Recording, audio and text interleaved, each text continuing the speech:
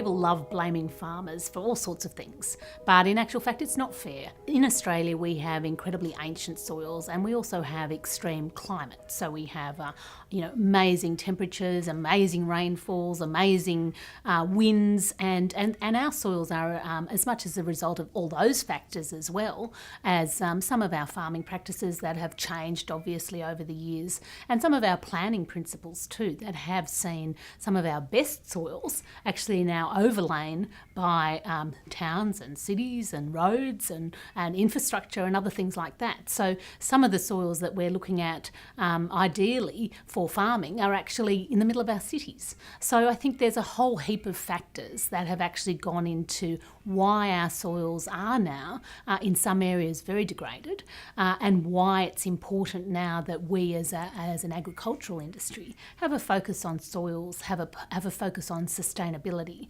which is really what we do in our modern farming practices, what modern farmers are looking at as one of their key criteria in terms of managing their landscape and managing their farms. So these days, for example, we don't plough the soil all the time. We understand that actually breaks up the soil structure. It removes its water holding capacity.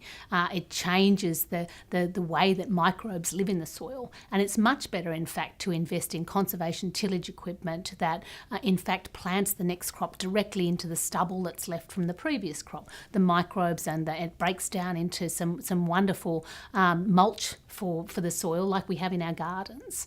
And they're the sort of techniques I think that our members are looking at, and they recognise the importance of microbes and stirring up the soil and regenerating the soil and feeding the soil, and all of those techniques now are part of a modern farming system, which is where we've come in many generations. It gets challenging when you're looking at bigger scale, but in some ways it gets easier as well, because if you do focus on cropping, for example, then you have the capacity to upgrade some of your equipment to be modern conservation farming sort of equipment, and upgrade some of your practices. So if you're going to actually bring in natural fertilisers, for example, then it makes sense that you bring it in on a larger scale, and sometimes the economies of scale work much better if you're doing something like bringing in natural fertiliser, or in fact looking at your farm and how you might generate some of that natural fertiliser on your own farm. I always say that farmers are some of the biggest environmentalists in the whole world, and I think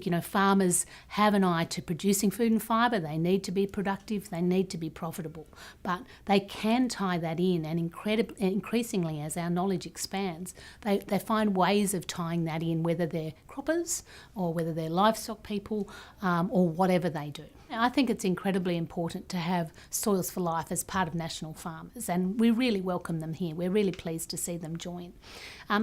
National Farmers Federation has historically been a big voice for farmers and agriculture in Australia, and it's important that all voices are at the table so that we can then put forward a unified voice. Soils for Life bring a focus on soils and on the sustainability of soils in the future.